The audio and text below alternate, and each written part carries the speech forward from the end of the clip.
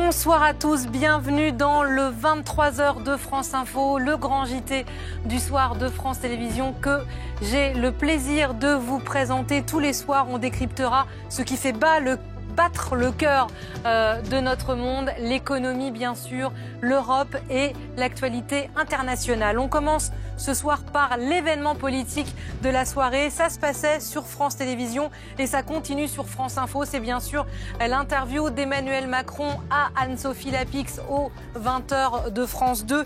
Il faisait le bilan du G7. On reviendra avec nos éditorialistes et nos invités sur les propos du chef de l'État. Nous irons également à Washington voir comment l'on vit ce G7 de l'autre côté de l'Atlantique, lune de miel, où est-on plus circonspect? Nous aurons l'avis de notre correspondant Mathieu Mabin qui sera en direct près de la Maison-Blanche. Et puis des images qui vont vous atterrer et qui feront sûrement réagir, vous la découvrirez dans un instant, notre invité, l'Amazonie, enfin de l'aide certes, mais arrivera-t-elle à temps? C'est une terre brûlée, c'est une terre noire sur laquelle s'est déplacée notre envoyée spéciale sur place, Agnès Varamian. Elle nous emmènera dans cette forêt martyre. Et puis, un peu d'air, on va respirer, on va regarder vers un futur qu'on espère un peu plus souriant avec notre rubrique des nouvelles technologies. On retrouvera Anissé Mbida, ce sera tout à l'heure à la fin de ce 23h. On se demandera pourquoi les voitures autonomes restent pour l'instant sur le bord de la route. Mais d'abord, on revient en images sur cet invité de marque de France Télévisions ce soir. C'était bien sûr le chef de l'État qui a accordé son interview, sa première interview post-G7 à Anne-Sophie Lapix, le chef de l'État qui a passé en revue ses succès diplomatiques, ses annonces aussi sur le plan intérieur. On y reviendra en détail avec nos éditorialistes. Et puis il a confirmé l'avancée avec l'Iran, le réchauffement avec Donald Trump, l'aide d'urgence accordée à l'Amazonie avec d'autres dirigeants. Mais d'abord, l'Amazonie, je vous le disais, c'est avec ces images que nous avons décidé d'ouvrir ce 23h ce soir, car elles sont complètement terrifiantes. Mais d'abord, que se passe-t-il sur place? Des milliers d'hectares continuent de brûler alors qu'une aide d'urgence a été décidée par le G7 ces dernières heures. On regarde sur place ce qui se passe sur le front du feu et on retrouvera notre envoyé spécial juste après. L'indignation internationale n'y fait rien. D'arbre en arbre, le feu progresse toujours, inlassablement. Dans toute l'Amazonie, les foyers se multiplient. Vu du ciel, le poumon vert de la planète se consume sous les yeux du monde entier. Cet ouvrier agricole ne peut que constater les dégâts. Ça ne devrait pas arriver. Ici, l'herbe a brûlé avant d'atteindre la forêt. Cela menace notre outil de travail, mais aussi les fermiers, la société entière. La nature ne devrait pas être sacrifiée ainsi. Sur cette carte, on peut voir l'étendue de la catastrophe. Chaque point rouge correspond à un foyer d'incendie. Au sol, les pompiers luttent comme ils peuvent contre les flammes. On combat le feu ici depuis plus de 2 heures. Le camion de pompiers a déjà été rechargé 2 fois et il faut encore retourner à la base. La bataille est rude. Très critiqué pour son inaction, le gouvernement brésilien n'a mobilisé son armée que depuis 48 heures. Mais face à l'urgence, le G7 a aussi décidé de débloquer des moyens matériels et financiers avec des bombardiers d'eau et une enveloppe de 20 millions de dollars. La France pourrait faire venir des forces depuis la Guyane, même si cela n'a pas été confirmé ce soir. Invité surprise du G7, le chef indien Raoni a demandé à la communauté internationale de renforcer sa pression sur le Brésil. Je m'adresse donc maintenant à tous les dirigeants, à vous tous qui êtes les chefs de vos pays. Vous devez faire pression sur le gouvernement brésilien afin qu'il prenne des mesures pour mettre un terme définitif à ces incendies de forêt. Il faut que ça cesse. On ne peut pas continuer comme ça. À terme, un plan de reforestation devrait également être mis en place. Et je vous le disais en titre ce soir dans votre 23h sur France Info, des images de fin du monde dans le poumon de la planète. Notre envoyé spécial Agnès Varamian sur la terre brûlée, véritablement brûlée de la forêt amazonienne, nous montre que ces incendies sont bien d'origine volontaire. Ce qui frappe quand on arrive en Amazonie, c'est le nombre de foyers d'incendie. Nous avons roulé 2-3 heures et regardez tout autour de nous ces étendues de forêt brûlées. Alors ces feux ici dans cette région sont quasiment éteints parce qu'il a beaucoup plu cette nuit, en plus des opérations militaires de largage d'eau par hélicoptère. Alors on comprend quand on est là que en fait c'est la déforestation qui apporte les incendies. Regardez, ces gros arbres ont d'abord été coupés, puis le sous-bois a été défriché et enfin les paysans ont mis le feu à ces terres pour qu'elles deviennent fertiles. Dans quelques temps, il y aura ici du bétail et c'est ainsi que les Brésiliens gagnent sur la forêt amazonienne qui se trouve juste derrière nous. Alors Agnès Varamian l'explique très bien, il y a ces gros troncs d'arbres. Alors évidemment, les images sont dramatiques, mais il y a une logique derrière tout ça. La déforestation, les arbres qui aident à ce que l'incendie se propage, et puis le bétail. Et puis nous, on est au bout du cycle parce qu'on le consomme aussi, ce bétail. Deux choses à dire. Corinne Lepage. Je ne présente même pas notre invitée, notre marraine du 23h, Corinne Lepage, ancienne ministre de l'Environnement mobile. Très fière d'être la marraine de ce journal auquel je souhaite le meilleur et une longue vie. Il y a deux choses à dire, me semble-t-il. Bon, la première, c'est qu'effectivement, on est au bout du cycle parce que c'est nous qui achetons la viande derrière et le soja. Et je suis heureuse d'avoir entendu le président de la République utiliser ce soir un mot fort. Il a dit qu'on était complices. On n'est pas obligé de l'être, hein. Donc on n'est pas obligé d'acheter ça. C'est ce que vous dites à ceux qui nous écoutent ce soir. Très clairement. On n'est pas obligé d'acheter de l'huile de palme de manière générale.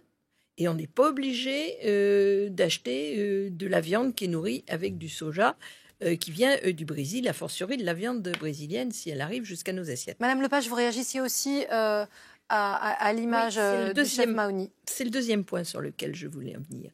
On parle des terres, mais il y a les hommes. Ce sont des zones qui sont occupées par les Indiens.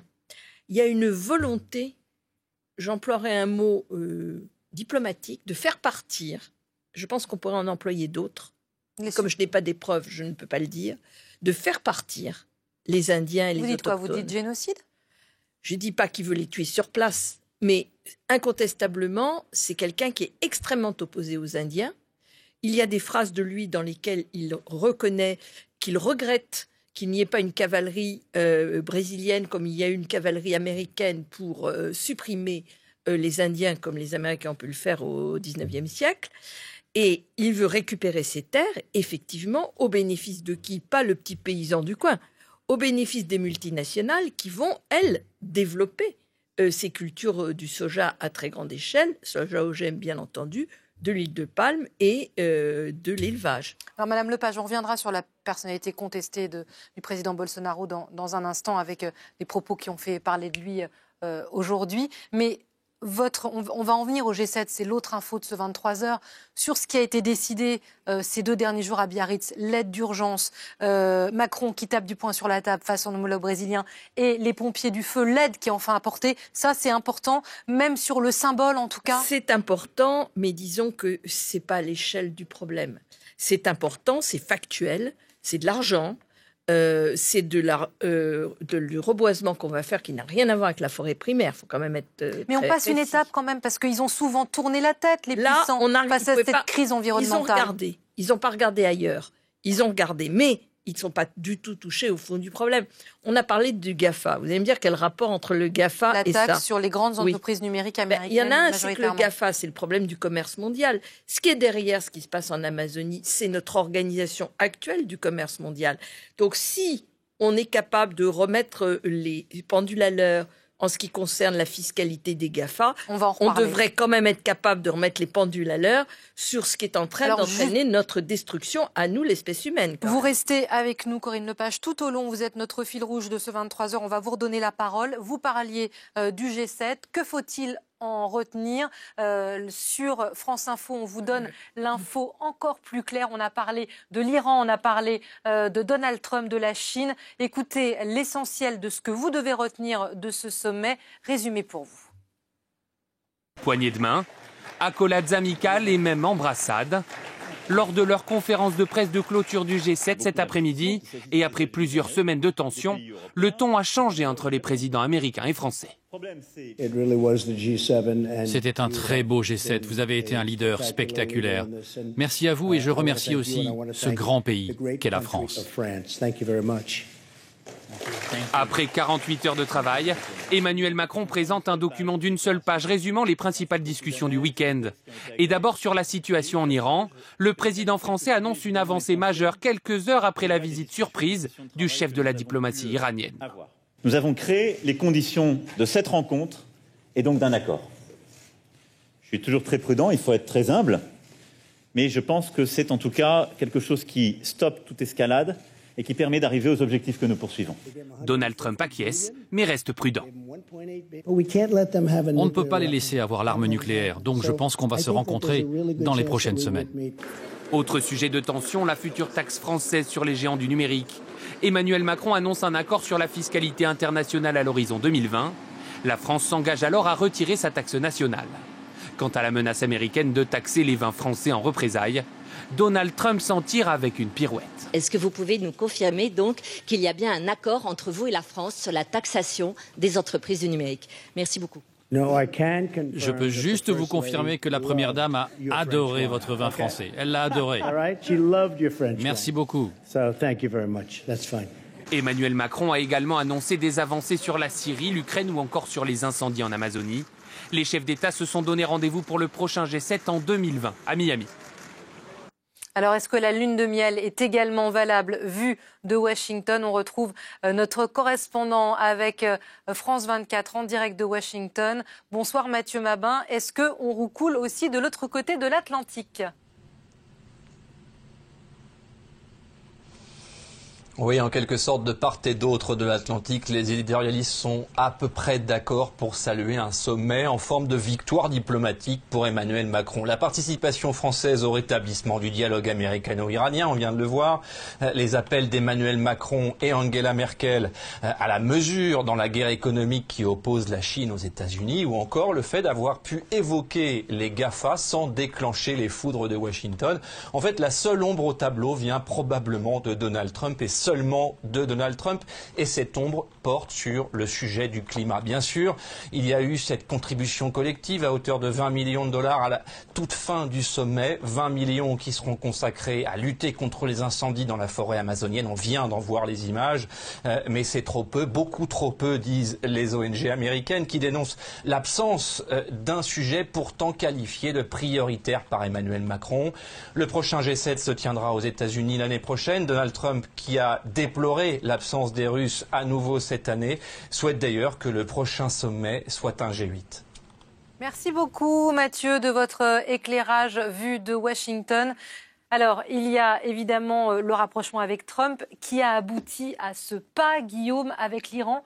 C'est ce qu'on va retenir du succès diplomatique de la France Sans aucun doute. C'était un pari risqué pour Emmanuel Macron et c'est devenu un pari gagnant sur cette question iranienne. Déjà sur la méthode, en conviant le chef de la diplomatie iranienne en marge de ce G7, Emmanuel Macron, il s'est mis au centre du jeu. Il reste comme celui qui a créé les conditions de la reprise du dialogue entre Washington et Téhéran. C'est exactement ce qu'il voulait faire. Il y a tout juste quelques jours, c'est ce qu'il m'a confié avec plusieurs collègues. La France est une puissance de médiation, c'est ce qu'il nous avait dit. Et puis pari gagnant aussi sur le fond, puisqu'effectivement Donald Trump dit qu'il est prêt à rencontrer le président iranien si les circonstances sont réunies. Alors c'est une victoire diplomatique d'ampleur pour le président français, mais attention Patricia, il faut rester extrêmement prudent. Et pour plusieurs choses. Déjà parce que ce n'est pas la première fois que Donald Trump dit qu'il est prêt à discuter avec le président iranien. Ensuite parce que pour l'instant les exigences des Américains et des Iraniens sont à l'exact opposé et elles le restent. Et puis parce qu'il ne faut pas oublier le caractère imprévisible du président américain. Et puis une question, est-ce que Donald Trump va résister une fois de retour sur le sol américain aux pressions des républicains les plus virulents? En pleine période électorale. Absolument, qui eux ne veulent pas entendre parler une seconde d'un accord avec l'Iran. Merci beaucoup Guillaume Daré, service politique de France Télévisions, pour cet éclairage ce soir. Je me tourne vers notre invité, l'invité du 23h.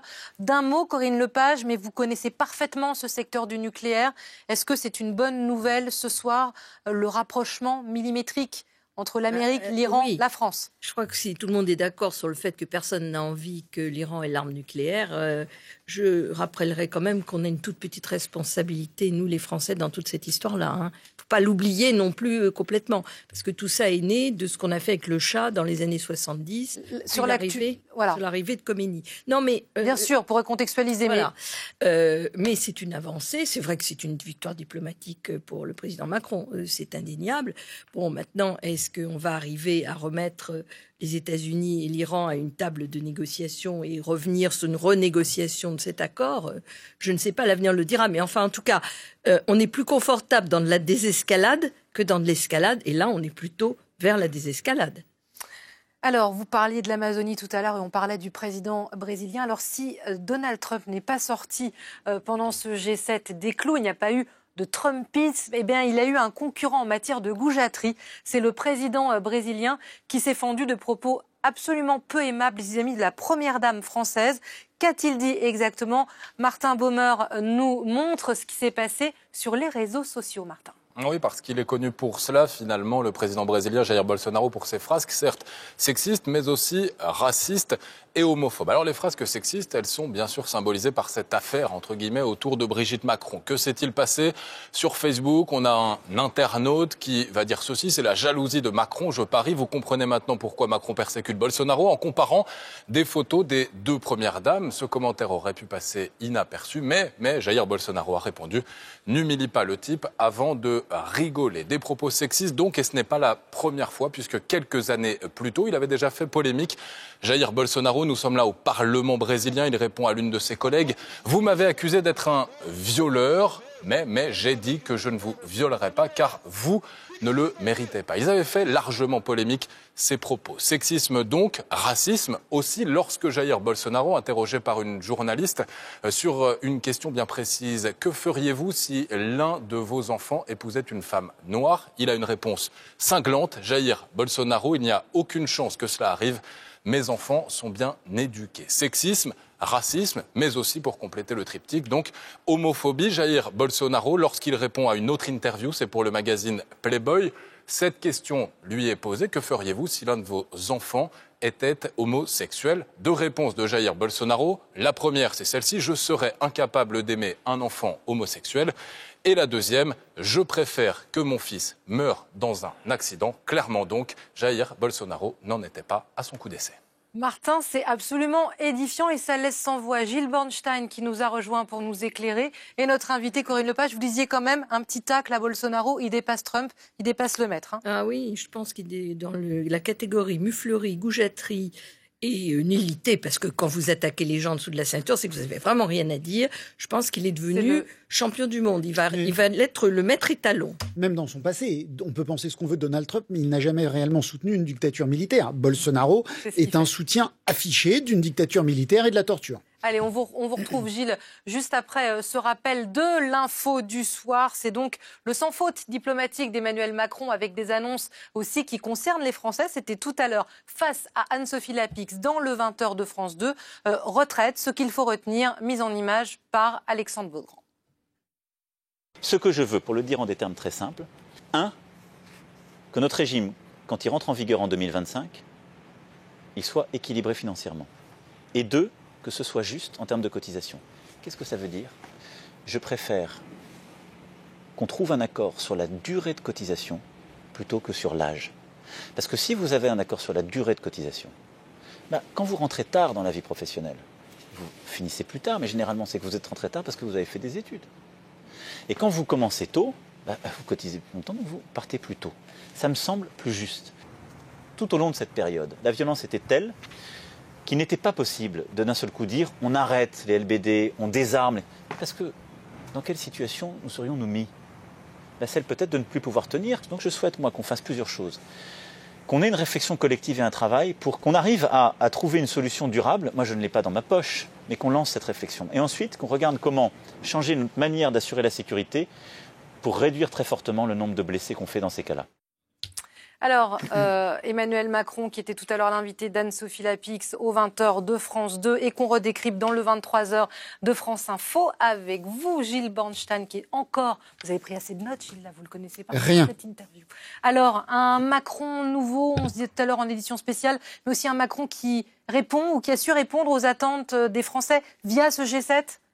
Écoutez, en tout cas, Emmanuel Macron s'est mis en situation d'avoir une année plus confortable que celle qui vient de s'écouler. Parce que c'est vrai que l'année qui vient de s'écouler, la saison qui vient de s'écouler, a été cataclysmique. Ça a commencé évidemment l'été dernier par l'affaire Benalla, puis les démissions de ses deux ministres, Nicolas Hulot, Gérard Collomb, et évidemment tous les samedis de Gilets jaunes. Et puis il y a eu un tournant, c'est ce grand débat auquel il a participé, ce plan de sortie de crise qu'il est venu annoncer en conférence de presse, puis à la télévision, c'était au début de l'été. Et depuis, c'est vrai que c'est un relatif sans faute. L'affaire Rugy, ça n'a pas eu l'air de le marquer tellement. Depuis, c'est un relatif sans faute. Il y a ce G7 réussi, c'est un succès. Alors, on a coutume de dire que les succès en politique internationale ne valent pas très cher pour la popularité. En tout cas, si ça fait pas de bien, c'est sûr que ça fait pas de mal. Il est en situation que ça se passe bien. Alors, est-ce que pour autant ça va bien se passer ?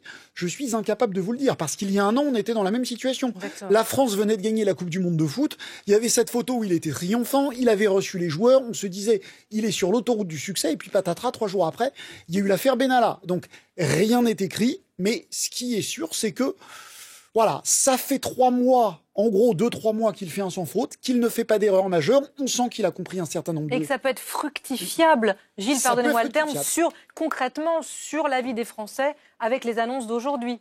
Oui, alors, fructifiable sur la vie des Français, je ne suis pas certain. Il a mis beaucoup d'énergie à expliquer à Anne-Sophie Lapix que ce qu'ils avaient décidé au G7 aurait des conséquences sur les quotidiens des Français. Il le croit, c'est très bien. Je ne suis pas certain que les Français le croient eux-mêmes. Pour autant, il a marqué des points. Voilà, les Français voient un président volontariste qui rehausse l'image de la France. Ça peut pas faire de mal. Il est sur de bonnes bases. À lui maintenant de transformer l'essai. Voilà, et une analyse de Gilles Bornstein, ça fait toujours du bien. Merci beaucoup. Mais c'est gentil, ça.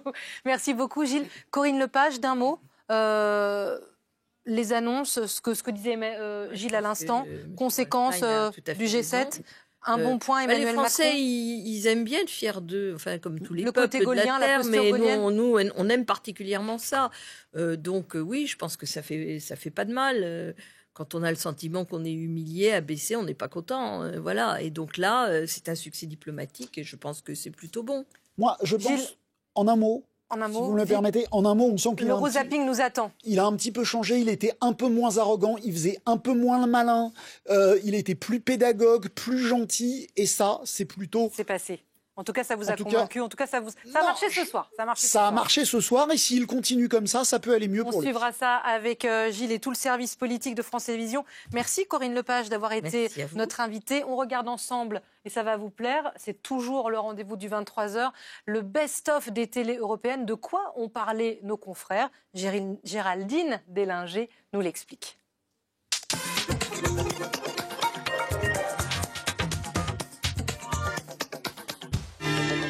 Le contrôle des capitaux en Grèce. Il n'aura pas attendu plus d'1 mois, le nouveau Premier ministre de droite, pour détricoter les dernières mesures du gouvernement socialiste d'Alexis Tsipras. Les affaires sont de retour et il faut rassurer les investisseurs. Nous allons restaurer la liberté de mouvement pour les capitaux. À partir d'aujourd'hui, le contrôle, c'est du passé. Souvenez-vous, c'était en 2015, la ruée devant les banques. Pour lutter contre la fuite des capitaux, le gouvernement de gauche avait bloqué les comptes dans un ultime bras de fer avec le FMI avant d'accepter l'austérité. L'extrême droite défile en Allemagne. Plusieurs centaines de personnes dans les rues de Chemnitz.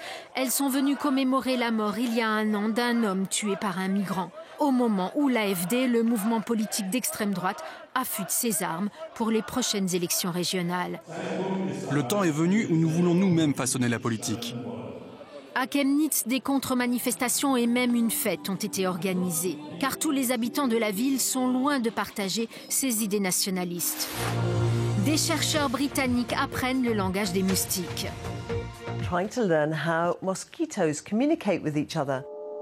La femelle émet un son grave. Le mâle bat des ailes plus vite pour un son plus aigu. Et si on imitait ce langage pour saboter la vie sexuelle des moustiques ? Nous pourrions les attirer grâce à un leurre pour les éloigner des villes, des habitations, ou pour les attraper et les tuer. Un moyen prometteur pour éradiquer la malaria ou la fièvre jaune et apaiser les nuits des dormeurs excédés. Tous les lundis, on explore l'intelligence artificielle, on recule les frontières des nouvelles technologies. Avec vous, Anissé Mbida, bonsoir. Bonsoir Patrick. Et ce soir, ça freine sec, c'est le cas de le dire. Les voitures autonomes marquent le coup. Alors Ford lève le pied, PSA abandonne et même Google, qui était le chantre en la matière des taxis autonomes à grande échelle, semble marquer le pas. Qu'est-ce qui se passe? Pourquoi sont-elles aussi longues au démarrage, ces voitures autonomes? C'est pas mal ça. Pour une raison assez simple, c'est qu'on a surestimé le défi technologique et en revanche, on a sous-estimé les progrès de l'intelligence artificielle. Alors, c'est pas moi qui le dis, c'est même non plus les Cassandres des voitures autonomes, c'est ni plus ni moins que le patron de Waymo. Waymo, c'est la filiale de la maison de mère de Google, les pionniers des voitures autonomes qui disent qu'il faudra attendre des décennies pour que les voitures autonomes puissent sillonner nos routes. Et quand ça arrivera, eh bien, pourra même peut-être pas fonctionner dans toutes les conditions. Alors qu'est-ce qu'il veut dire? Il veut dire qu'aujourd'hui, sur la route, il peut se passer à peu près n'importe quoi. C'est très compliqué la route, il y a beaucoup d'aléas, il y a des piétons, il y a des mobylettes, des scooters qui circulent, qui zigzaguent entre les voitures, il peut y avoir des chaussées un peu déformées, ça glisse. Et pour l'instant, c'est toujours nous qui avons le volant. Et c'est toujours un humain qui conduit. Un humain s'adapte, il prend des cours, et on voit aujourd'hui que le moindre erreur, le moindre écart peut proposer des accidents, il y a des milliers de morts sur les routes. Donc, comme les voitures autonomes ont du mal à gérer toutes ces conditions, on a trouvé une idée assez formidable, c'est de les faire conduire par des hommes, mais cette fois à distance. Donc on aura quelqu'un qui sera dans une salle avec un volant de jeu vidéo, avec plusieurs écrans, et qui, quand la voiture autonome a du mal, elle a du mal à trouver, elle est un peu perdue dans une situation un peu complexe, eh bien c'est lui qui va reprendre la main. C'est quelqu'un qui va conduire pour nous ? Un être humain qui va reprendre la main et qui va sortir la voiture de son mauvais pas.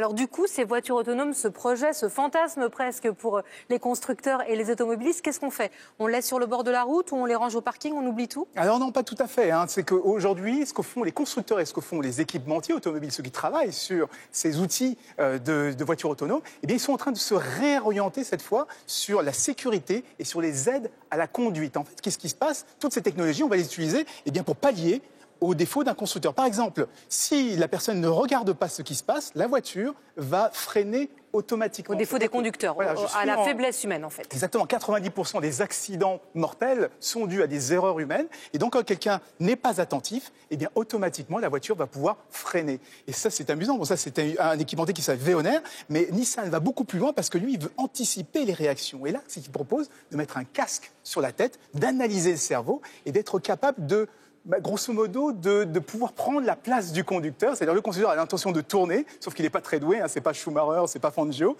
et donc il a du mal à freiner, à gérer ses roues, et la voiture prend le dessus. C'est une aide à la conduite, elle lui fait croire qu'il conduit comme un champion automobile, alors que c'est un pilote du dimanche. Donc c'est ça un peu l'idée, c'est plutôt que de faire des voitures 100% autonomes, sans volant, sans pédale, on adapte ces technologies pour la sécurité. Alors moi j'achète, je prends, je prends ça, mais sans le casque. Oui, c'est vrai que c'est un peu je ne mettrai pas ça. Alors du coup, est-ce que totalement autonome, elle roulera un jour? Alors celle-ci, la voiture totalement autonome, on sait que ça va attendre, ça va durer des années, parce qu'on a du mal. En revanche, on se dit que ça peut être très simple, et ça fonctionne déjà aujourd'hui dans plusieurs villes de France, par exemple à Lyon, on a ces petites navettes autonomes. Mais elles roulent à 25 km/h sur des trajets complètement balisés, donc il y a moins de risques, il y a moins d'aléas. Et ça marche déjà aujourd'hui.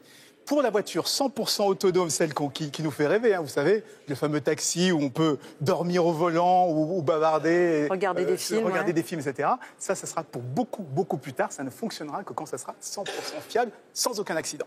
Et les nouvelles technologies auront encore changé la semaine prochaine et vous nous retrouvez lundi prochain. Anissé, merci beaucoup. Tout de suite et sur les chapeaux de roue, grâce à vous, direction l'actualité régionale, des villages qui revivent, des centres d'impôts pris d'assaut et des agriculteurs qui souffrent de la sécheresse. Tout de suite, c'est votre 23h des régions. Restez avec nous, on revient tout à l'heure.